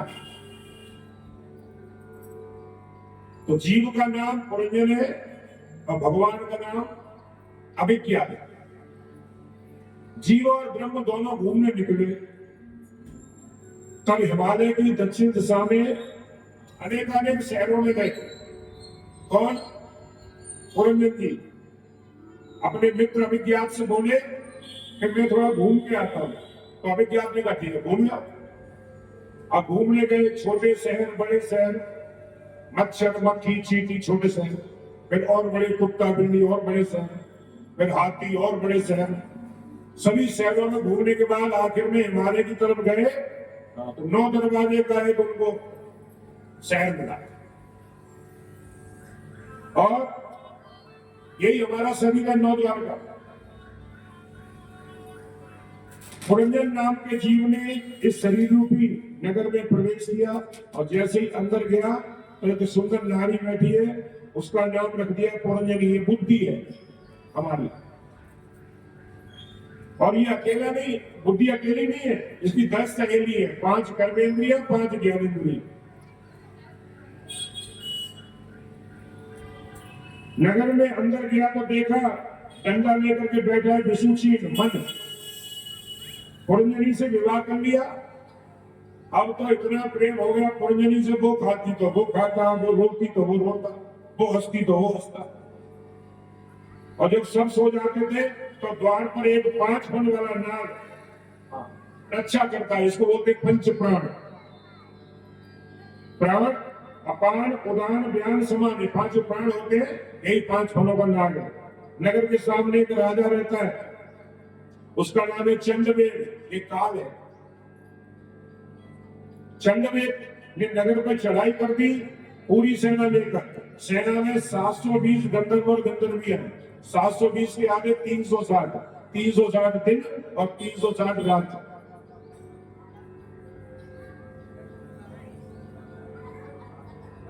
पांच मन वाला नाग अकेले ही लड़ता रहा, जीत नहीं पाया। तब इसकी लड़की है जरा, जरा माने होता है बुढ़ापा, और धीरे धीरे पूरा नगर ध्वस्त हो गया। अंत समय में पुरंजनी स्त्री का चिंतन करके मरा, तो स्त्री का अगला जन्म हुआ। अब आपकी समझ में आई है बात कि नहीं, कि ऊपर ऊपर से चलेगी। ये मनुष्य का शरीर ही 9 द्वार का यही महल है। इसी में जीव आया, बुद्धि पहले से है, तो उसके साथ विवाह हो गया। अब बुद्धि जैसे कहती वही चल पड़ता है, तो ईश्वर का अंश है जीव। 5 कर्मेंद्रियां, 5 ज्ञानेंद्रियां उसकी सहेली है। तो ये पूरी कथा हमारी ही है, लेकिन नारद जी ने ऐसे ढंग से सुनाई प्राचीन बरही को। तो अगला जन्म उनका क्या हुआ, और स्त्री का देखो, अंत में जो आपके विचार आएंगे अगला जन्म वही होता है। इसलिए तो बाली ने कहा था प्रभु को, जन्म जन्म मुनि जतन कराई, अंतराम कहे आवत नहीं। बाली को जब प्रभु ने कहा कि मैं स्वयं ब्रह्म हूं, मैं तुम्हारे शरीर को फिर ठीक कर सकता हूं, तो बाली ने कहा प्रभु मरना तो है ही एक दिन, इससे अच्छी मृत्यु क्या होगी। आप सामने खड़े हो, आपका नाम भी तो आता नहीं आखिरी समय में। तो अब यहाँ पे क्या हुआ, पुरंजन का अगला जन्म स्त्री के रूप में हुआ, क्योंकि स्त्री का चिंतन करके शरीर पूरा हुआ। तो अगली बार फिर क्या हुआ, धीरे धीरे वो बेटी के रूप में बड़े हुए, अच्छे राजा से देख करके विवाह हो गया, और बहुत दिनों तक उन्होंने दाम्पत्य जीवन व्यतीत किया। आखिर में पतिदेव की मृत्यु जब हो गई, तो पति को चिता में लेकर के सती होने जा रहे थे। इतने में वो जो मित्र है ना अभिज्ञात पुरंजन का, वो आ गया। उसने कहा हाँ भैया, कैसे सती हो रहे हो, कैसे सत्ता हो रहे हो, क्या कर रहे हो। तो उन्होंने कहा आप देख रहे कि मैं स्त्री हूं, कैसी बात कर रहे हो। तो अभिज्ञात ने बताया रे भैया, तुम तो घूमने गए थे और कह रहे हो कि मैं अभी आता हूं, तुम तो यहाँ जाने क्या क्या कर रहे हैं। अरे तुम कोई पुरंजन नहीं हो, तुम मेरे मित्र आ जाओ। ये ईश्वर और जीव का ये दोनों आपस में सखा है, ईश्वर जीव विलासी। तो ये जो हो रहा है लीला है, भगवान की माया से सत्य प्रतीत होता है ना। यही कथाओं से, भागवत कथा यदि हम चिंतन के साथ सुने तो हमको मरने से डर लगेगा। हम यहाँ रहने आए, हमारे घर है, तब दूसरे घर में चले जाए। जय जय राधा रमण हरि बोल, जय जय राधा रमण हरि बोल, जय राधा रमण हरि बोल, जय जय राधा रमण हरि बोल। भगवान की इस प्रकार नारद जी ने प्राचीन बरही को सुंदर कथा सुनाई। और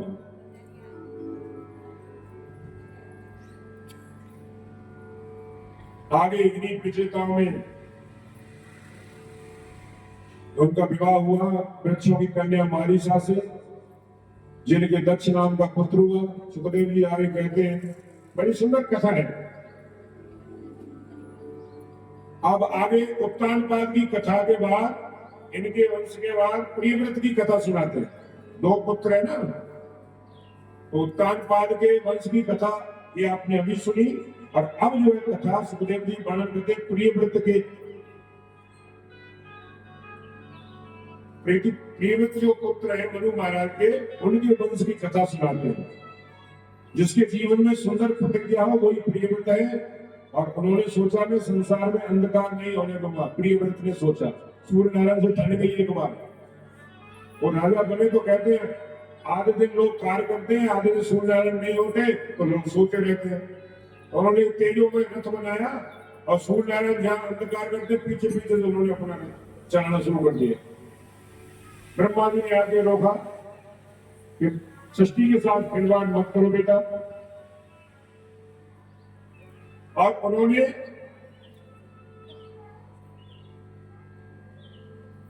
उसके बाद ब्रह्मा जी के कहने पर रोक दिया, क्योंकि सृष्टि का कार्यक्रम भगवान के अनुसार ही चलना चाहिए। इनके बेटा हुए आग्नेन्द्र, आग्नेन्द्र के बेटा हुए नाभि, और नाभि के बेटा हुए ऋषभदेव जी। 7 द्वीपों की पृथ्वी के सम्राट महात्मा ऋषभदेव ये साक्षात भगवान का ही अवतार थे, क्योंकि नाभि ने एक बार पुत्र, उनके पुत्र नहीं था तो उन्होंने भगवान की सुंदर स्तुति की। भगवान आशीर्वाद देके कहे कि मैं ही आपके यहाँ पुत्र बन के आऊंगा। तो ये जो ऋषभदेव जी का अवतार है, भगवान का ही अवतार है। बोलो ऋषभदेव भगवान की जय। 15 मिनट और लोग जाएंगे, ठीक है, लेना पड़ेगा। तो पहले दिन जो विलंब हो जाता है ना, 1 घंटे मिलता है, वो 2 दिन में पूरा करना पड़ता है। इनके 100 पुत्र हुए ऋषभदेव जी के। सबसे बड़े पुत्र का नाम है भरत। एक दिन ऋषभदेव ने अपने सभी पुत्रों को बुलाया और कहा, अब तुम बड़े हो गए हो, मैं एक प्रश्न आप लोगों से करना चाहता हूं कि शरीर तुम्हें क्यों मिला है? सब पुत्र बोले, प्रातः उठते हैं, स्नान करते हैं, संध्या करते हैं, बाल भोग करते हैं, राजपाट का कार्य संभालते हैं, फिर शाम को चौपड़ खेलते हैं, फिर नृत्य संगीत श्रवण करते हैं और भोजन करते हैं, रात में सो जाते हैं। ऋषभदेव ने कहा, ये कोई काम है? हम लोग भी यही करते हैं। सुबह उठ गए, थोड़ा फ्रेश हो गए, नहा लिए, फिर नाश्ता कर लिया, फिर चाय पी ली, फिर थोड़ा घूम लिए, फिर खाना बन गया। ये कोई कार्य नहीं है। जिस उद्देश्य से आए वो उद्देश्य भूले हुए। ऋषभदेव तो बड़ा ही सुंदर भगवान के ही अवतार है। बच्चों को देखो शिक्षा देनी चाहिए। भागवत जी में ये बड़ा सुंदर वर्णन आता है। ऋषभदेव जी कहते हैं, बेटा का शरीर केवल खाने पीने सोने हंसने को नहीं मिला है, बल्कि शरीर से तपस्या करनी चाहिए, महापुरुषों का संग करना चाहिए, प्रातः उठकर स्नान करना चाहिए। 3 बातें गृहस्थियों को हमेशा ध्यान रखना चाहिए। मंदिर में मूर्ति में साक्षात भगवान का ही दर्शन करें। घर में भी एक छोटा सा मंदिर होना आवश्यक है। भोजन बनावे पवित्रता से, ठाकुर जी का भोग लगावे तब पावे। भगवान का भोग नहीं लगता वो घर, बहुत सी वस्तुएं घर में ना रखें। भगवान के चरणों में अर्पित वस्तु का भूल कर भी अनादर ना करें। ये जीवन के लक्षण है। मैं तुम्हें 2 मार्ग बताता हूं। महत सेवां द्वार बाहुल्योक्ति तमोद्वार योजितां संग संगम महांतस्ते समचित्ता प्रशांता विमन्यव स्वर्ग साधवो है। महापुरुषों की सेवा करना ये भक्ति का द्वार है। संतों की सेवा, गुरुजनों के चरणों में वंदन करना ये मुक्ति का पथ है। ऋषभदेव का सत्संग सुनकर के 100 में से 89 पुत्र उसी समय विरक्त हो गए, महात्मा बन गए, संत बन गए। सत्संग का ही असर है। ऋषभदेव भी वन में जाकर भजन करने लगे। चाह गई चिंता गई मनवा में परिवार, और जिसको कुछ ना चाहिए सोई शहंशाह। उनका मन भगवान में लग गया, लेकिन लोगों को तो चमत्कार चाहिए। महाराज के पास भीड़ लग जाती है, कुछ बताओ। तो उन्होंने क्या किया, अपने मुंह में पत्थर रख लिया और बिना वस्त्र के घूमने लगे। रिद्धियां सिद्धियां भी उनके पास आकर के खड़ी होगी, महाराज हमें स्वीकार करो। उन्होंने कहा नहीं चाहिए, जाओ। सतत भगवान का चिंतन करने लगे और बड़े बड़े सब क्रियाओं का त्याग कर दिया। मलमूत्र भी वही करने लगे एक ही जगह, क्योंकि थोड़ा एकाध कोई रिद्धि सिद्धि मिली कि चमत्कार को नमस्कार है, भीड़ लगी, फिर भजन नहीं होगा। ऋषभदेव जी ये बात जानते हैं, तो उन्होंने ऐसी क्रियाएं दी जिससे लोग उसे घृणा करने लगे। एक क्षण भी भगवान की याद के बिना न जाए।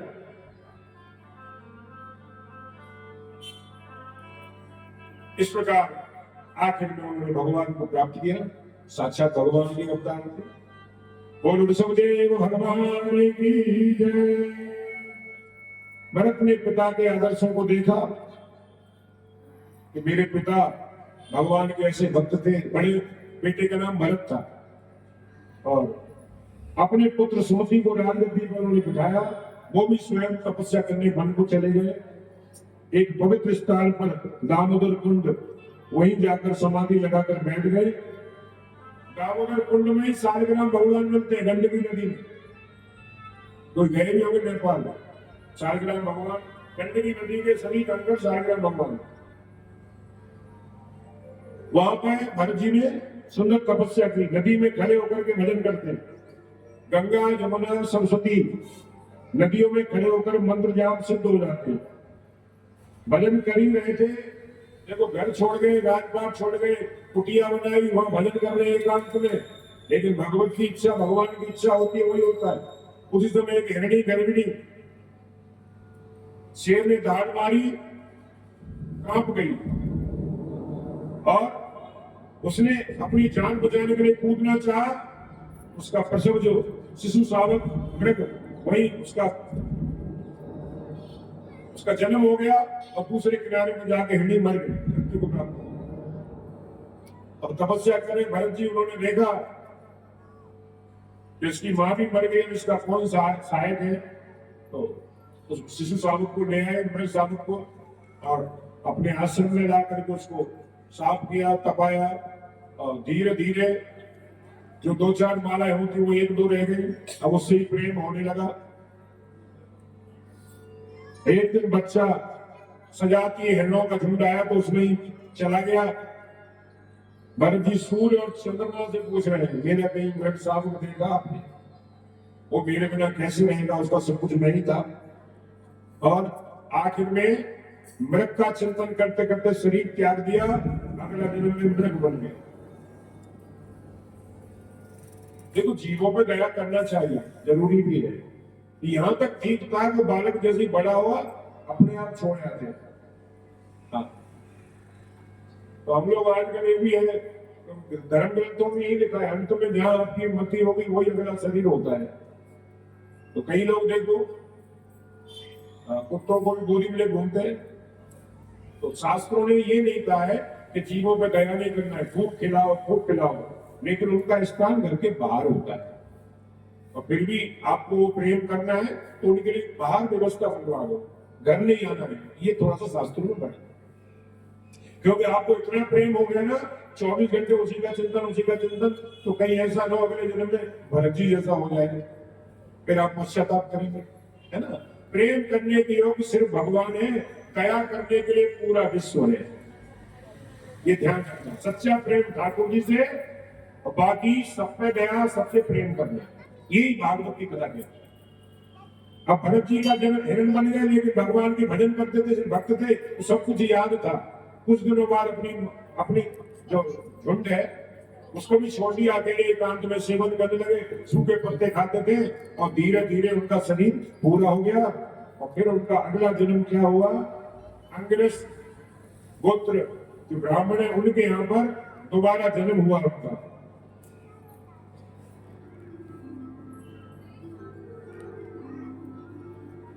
पंडित जी की 2 पत्नियां, एक पत्नी की एक बेटी, दूसरे के जुड़वा संतान भरत जी। ये सबसे छोटे और भाई सब बड़े हैं। भरत जी को अपने दोनों जन्मों की बात याद रही। भगवान की बड़ी कृपा है, भगवान ने एक अवसर और दे दिया, अब ये गलती नहीं करूंगा, सतत भजन करते हैं। पिताजी ने कई मंत्र सिखाए, जानबूझकर ठीक से सुनाते नहीं, कि कहीं 2-4 मंत्र सुना दिए, फिर पिताजी पोथी दे देंगे, शंख दे देंगे, कहेंगे सत्यनारायण जी कथा करे आओ जाकर के। भरत जी कहते हैं एक चक्कर में पढ़ूंगा ही नहीं। पिताजी जन्मपत्री देखते हैं कि बहुत विद्वान होना चाहिए, लेकिन भरत जी पूरा उल्टा पुल्टा करते हैं। और नाम हो गया जड़ भरत, जो मिल जाए उसी को पा लेते हैं, कोई चिंता भी नहीं, कुछ भी। भाई होने में सोचा है, कुछ करता तो है नहीं। एक बार खेत में खाई खोदने के लिए भेज दिया, तो एक ही जगह खड्डा इतना खो दिया, भाई ने डांट दिया तुम कुछ नहीं कर पाओगे। फिर फसल जो बाजरा ज्वार इत्यादि होती है ना, बोला तुम यहाँ पर इन चिड़ियों को भगा करो, ठीक है ये काम मैं कर लूंगा। और जैसे ही सब भाई चले गए तो वो उल्टा ही करने लगे। राम की चिट्ठियां राम थे, खाओ चिड़ै राम भरे भरे। राम की चिट्ठियां राम थे, खाओ चिड़ै राम भरे भरे। वो तो कह रहे थे वो भगाना वो बुलाना, खाओ खाओ खूब सब तुम्हारे लिए, सब मेरे नाम जी का है तो तुम भी मेरे नाम जी को खूब खाओ। आखिर भाइयों ने भगा दिया। क्या है डांटा तो वो जड़ हो गए, सुनते ही नहीं। बस ऐसे ही चले ही जा रहे थे। एक भील राजा ने मांग रखी थी मन्नत, मन्नत मांग रखी थी कि मेरे बेटा हो जाए तो मैं बलि चढ़ाऊंगा। उसके जो सेवक है वो आए, भरत जी को देख लिया और यही ठीक रहेगा, भरत जी को पकड़ के ले गए।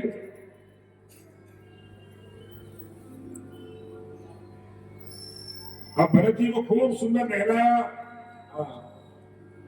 तिलक वगैरह लगाए, खूब खिलाया पिलाया। भरत जी के बड़ा आनंद आ रहा है। उसके बाद काली माँ के सामने उनकी जैसी बलि देनी चाहिए, काली माँ को चिंता हो गई कि मेरा बेटा शरीर से ब्राह्मण भी है और राजा जानता नहीं है। तो जैसे ही तलवार उठाई कि मैया भद्रकाली प्रकट हो गई, बड़े जगतजननी मैया की जय। और राजा की आंख से खड़क लेकर के उन सभी सैनिकों का राजा ने कर दिया और अपनी बलि स्वीकार। माँ कहती है बेटा तुम अपने शरीर की रक्षा नहीं करते। भरत जी कहते माँ मुझे मालूम है, मेरी माँ सामने तो बेटे को क्या कर सकता है, इसलिए मैं तो आराम से प्रसाद पा रहा था। तो जब हम सब कुछ छोड़ करके भगवान के पीछे हो जाते हैं तो भगवान को फिर हमारी पग पग में चिंता रहती है। जय जय राधा रमण हरि बोल, जय राधा रमण हरि बोल, जय जय राधा रमण हरि बोल, जय राधा रमण हरि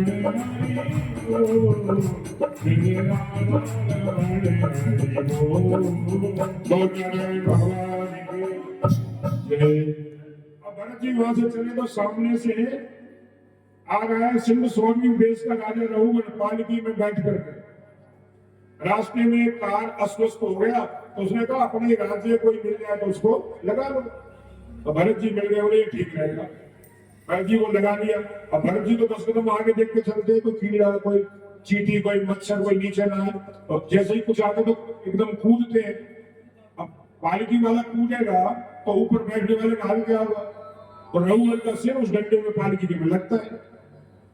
तो पहले तो 1-2 बार समझाया, लेकिन फिर भी वो तो छलांग लगाते हैं। उसको गुस्सा आ गया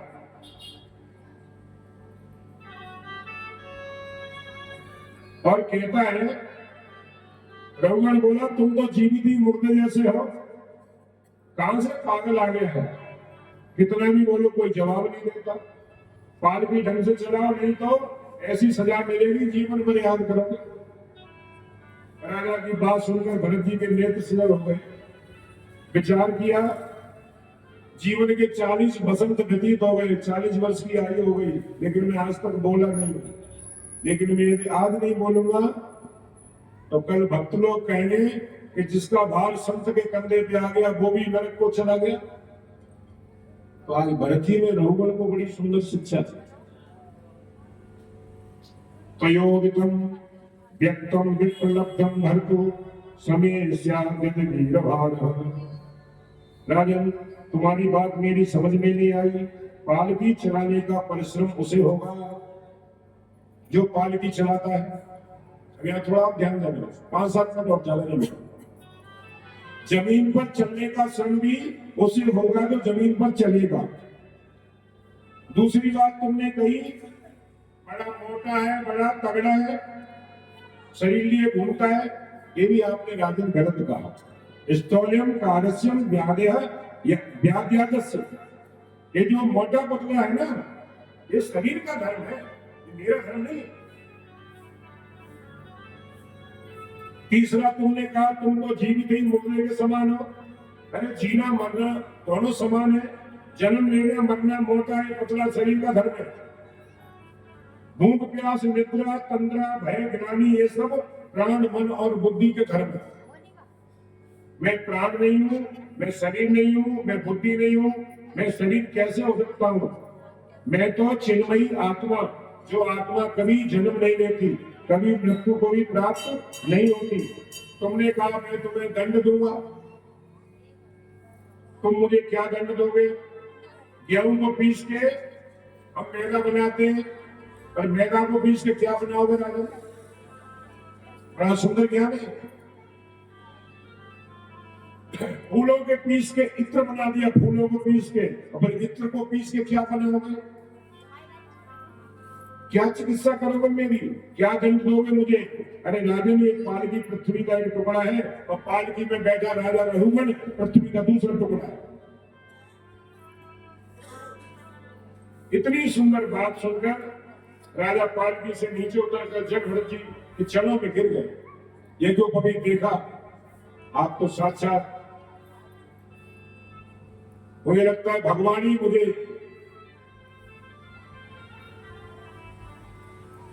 मुझे दर्शन देने आ गए, मुझे शिक्षा देने आ गए। फिर पूछा कि आप कौन हो, यहाँ सूने वन में कैसे घूम रहे हो, आपका परिचय क्या है? मुझसे बड़ा अपराध हो गया। आपका यज्ञोपवीत देख करके लगता है कि आप कोई विद्वान ब्राह्मण है। आप कौन है? व्यास है, पराशर है, वशिष्ठ है, कपिल देव है। भगवान ये तो नहीं साक्षात आ गए। अब भरत जी कहते हैं, मैं वो हूं जो तुम हो, हजारों घड़ों में पानी भर दो, सभी में सूर्य दिखेंगे, लेकिन सूर्य तो एक ही है। 1000 घड़े रख दो तो 1000 सूर्य दिखेंगे, 2 रख दो तो 2 दिखेंगे, लेकिन सूर्य वही है जहां है। ऐसे ही भगवान के हम सब अंश तो है, पर भगवान नहीं है, ध्यान देना पड़ेगा। ईश्वर अंश, ईश्वर नहीं, ईश्वर अंश। यही बड़ा सुंदर यहाँ पर दर्शन किया। ऐसे ही आत्मा परमात्मा का ही प्रतिबिंब है। रघुगण ने जड़ भरत से प्रश्न किया, शरीर का संबंध इंद्रियों से है? बोला हाँ जी है।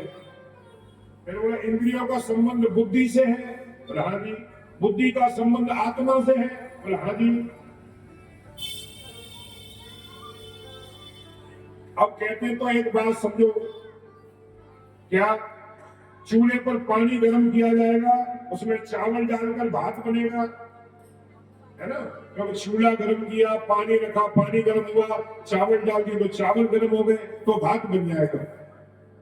इसी प्रकार जब शरीर को कोई कष्ट होगा तो आत्मा को भी कष्ट होगा, ऐसा राजा ने कहा। लेकिन भरत जी कहते हैं, राजन आप बातें तो विद्वानों जैसी करते हो, पर विद्वान हो नहीं। क्यों? और चावल की जगह पत्थर डालो, कभी भात नहीं बनेगा। ऐसे ही आत्मा आवर्तनी है। तुम्हें बातें ज्ञान की करते हो, लेकिन जानते नहीं हो। राजा, आत्मा का ज्ञान कभी तपस्या से नहीं होता, घर छोड़कर वन में जाने से नहीं होता, कई कई ग्रंथों का अध्ययन करने से भी नहीं होता। क्योंकि आत्मा का जो स्वरूप है वो सुनने की चीज नहीं है, आत्मा केवल चिंतन का विषय है। जब तक महापुरुषों के चरणों की धूली मस्तक में नहीं लगाओगे, सत्संग जब तक नहीं सुनोगे, आत्मबोध नहीं हो सकता। भरत जी अपने बारे में फिर बताते हैं, अहम पुरा भरतो नाम राजा विमुक्त दुष्ट। पहले में भरत नाम का राजा था, पिताजी से सत्संग सुना, वैराग्य आ गया, घर छोड़कर वन में तपस्या की, नरक सांप से ऐसी अनुरक्ति हुई कि मुझे स्वयं नरक बनना पड़ा। उस शरीर से पूर्व जन्म की आग बनी रही, भगवान की कृपा से सब सत्संग का प्रताप है। मैं आज संसार में असंग होकर विचरण करता हूं, किसी के प्रति मुझे दोबारा लगाव ना हो जाए। इसलिए राजन चिंतन करो, अपने आप से पूछो मैं कौन हूं। जब तक मैं बड़ा हूं वो छोटा है, ये भाव नहीं छूटेगा, आत्मबोध नहीं होगा। रघुगण के मन में ऐसा वैराग्य आया कि राजपाट छोड़ करके भगवान के भजन में लग गए। सुखदेव जी कहते हैं राजन, जड़ भरत जैसे महापुरुषों के अवतार से हमारी भूमि का नाम भारत हुआ। तीन भरत हुए, केकई के भरत और भागवत जी के ज्ञानी भरत और दुष्यंत नंदन शकुंतला कुमार के श्री भरत हुए। सुखदेव जी कहते हैं राजन, वैसे तो हमारी पृथ्वी पर 7 द्वीप है, उनमें एक द्वीप है जम्बू द्वीप, इसमें 9 प्रकार के वर्ष है, नवा है भारत वर्ष, ये कर्म प्रधान है। देवता भी तरसते भगवान मनुष्य का शरीर मिले तो भारत वर्ष में देवताओं के पुण्य क्षीण हो जाते हैं, तब मृत्यु लोक में आते हैं। अपने भूमि पर भजन करके अपने आप को संभाल सकते हैं। बोल डाले भगवान की। अब कथा को हम यही विराम देते हैं क्योंकि समय काफी हो गया और थोड़ा एक बार हाजिरी और लगाएंगे। कल चतुर्दिवस की कथा है। कल कथा थोड़ा सा पूरी भी करनी है तो कल निवेदन करूंगा 1 बजे आ जाना, 2:30-3 बजे तो आप आते हो, फिर 5 बजे घड़ी देखना शुरू कर देते। हाँ, अब कथा तो कथा है ना, करनी पड़ेगी वो। कई बार शुरू से कथा करनी पड़ती है और जल्दी करनी पड़ती है, विस्तार नहीं हो पाते, तो ये थोड़ा मैं निवेदन करूंगा 1 बजे ठीक आ जाना। तो कल भगवान का जन्म है, कल कथाएं भी ज्यादा है ना, और आखिरी में इस समय तक जन्म हो पाएगा। वो भी तब हो पाएगा जब आप ठीक 1-1:30 बजे तक आ जाए।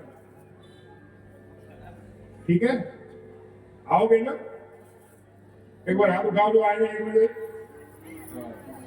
देख लो, आप देख लो एक बार बाबू जी ने, और 1 बजे नहीं आए तो गैर हाजिरी लगेगा। आज मैंने देखा 2-2:30 बजे तक भी कोई नहीं आया, 2 बजे तो मैं बैठा हूँ। अथवा निवेदन है आपसे, खूब आनंद लीजिए। कभी कभी भगवान अवसर देते हैं कथा श्रवण करने का, खाने पीने का तो रोज चलता रहता है। तो आइए एक बार सभी खड़े हो जाते हैं और 5 मिनट आनंद लेंगे, तब पश्चात भगवान की पावन आरती करेंगे।